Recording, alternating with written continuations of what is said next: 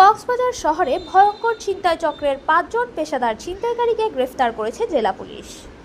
এ সময় তাদের কাছ থেকে ছিনতাইকৃত ১১টি মোবাইল ফোন ও একটি মোটরসাইকেল উদ্ধার করা হয়, যা তারা ছিনতাই কাজে ব্যবহার করত। শনিবার রাতভর শহরের বিভিন্ন স্থানে অভিযান চালিয়ে এই ৫ জনকে আটক করে কক্সবাজার সদর মডেল থানা পুলিশ। ২০ অক্টোবর সোমবার সকাল 11:30টায় কক্সবাজার সদর মডেল থানার সম্মেলন কক্ষে এক প্রেস ব্রিফিংয়ে এ তথ্য জানান অতিরিক্ত পুলিশ সুপার আহমদ পিয়ার। জানান ১৯ অক্টোবর বিকেলে কক্সবাজার শহরের সাংস্কৃতিক কেন্দ্র এলাকায় একটি ছিনতাইয়ের ঘটনা ঘটে। কয়েকজন ছিনতাইকারী সিএনজি অটোরিকশা যোগে এসে এক পর্যটককে ছুরিকাঘাত করে তার ব্যবহৃত মোবাইল ফোনটি ছিনিয়ে নেয়। এই ঘটনায় পর্যটক আহত হন।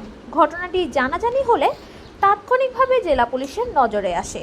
পরে কক্সবাজার সদর মডেল থানা পুলিশের একটি বিশেষ দল দ্রুত অভিযান চালিয়ে স্বল্প সময়ের মধ্যেই ঘটনায় জড়িত পেশাদার ছিনতাই চক্রের ৫ সদস্যকে গ্রেফতার করতে সক্ষম হয়।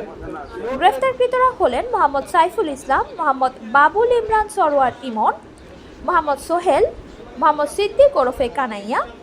তারা কক্সবাজার ও চট্টগ্রাম জেলার বাসিন্দা বলে জানিয়েছে পুলিশ।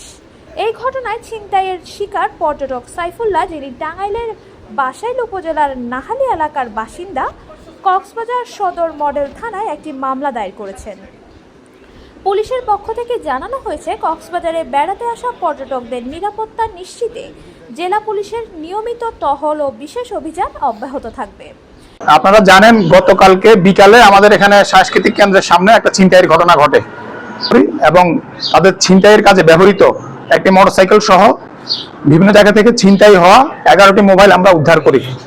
বর্তমানে যারা ৫ জন আমাদের হেফাজতে আছে তাদের প্রত্যেকের নামেই ছিনতাইয়ের বেশ কয়েকটি মামলা সহ আর অন্যান্য মামলা রয়েছে।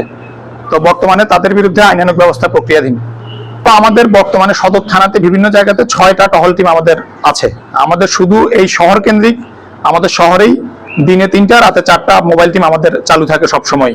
তা আমরা পর্যটকদের নিরাপত্তার জন্য আমরা সবসময় চেষ্টা করে যাচ্ছি এবং এই আমাদের যেই কাজ এটা অব্যাহত থাকবে।